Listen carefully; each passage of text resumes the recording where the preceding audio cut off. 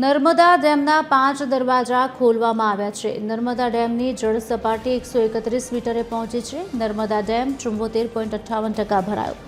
નર્મદા ડેમની મહત્તમ જળ સપાટી 138.68 મીટર। ડેમમાં હાલ 4,01,000 ક્યુસેક પાણીની આવક। ડેમમાંથી 1,37,000 ક્યુસેક પાણી છોડવામાં આવ્યું છે। દરવાજા ખોલવામાં આવ્યા છે, જે ખૂબ જ આહલાદક છે અને કુદરતી વાતાવરણમાં આજે વરસાદની મોસમ છે, તો એમાં પબ્લિક પણ ખૂબ એનો લાભ લે એવી વિનંતી છે।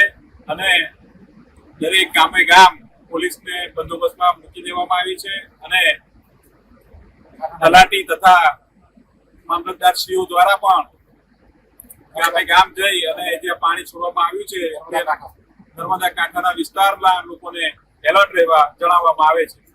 આજે ગુજરાતની જીવાદોરી સમાન નર્મદા ડેમના 5 ગેટ ખોલાયા છે અને નર્મદા ડેમમાંથી 5 ગેટ ખોલાતા પરવાસી નર્મદા નદીમાં ડૂબાઈ રહી છે અને કુદરતી સૌંદર્ય સોળે કળાએ ખીલી ઉઠ્યું છે। તમે જોઈ શકો છો કે આજે નર્મદા ડેમના 5 ગેટ ખોલાયા બાદ ચોમાસાની સિઝન છે, વરસાદનો દ્રશ્ય છે અને આજુબાજુ લીલાછમ જંગલો, સુંદર મજાના પહાડો, સાતપુરાની ગિરિમાળાઓ દ્રશ્ય ખૂબ સુંદર મજાનું દેખાઈ રહ્યું છે। ખાસ કરીને પ્રવાસીઓ પણ આજે આ દ્રશ્ય જોઈને ઝૂમી ઉઠ્યા છે।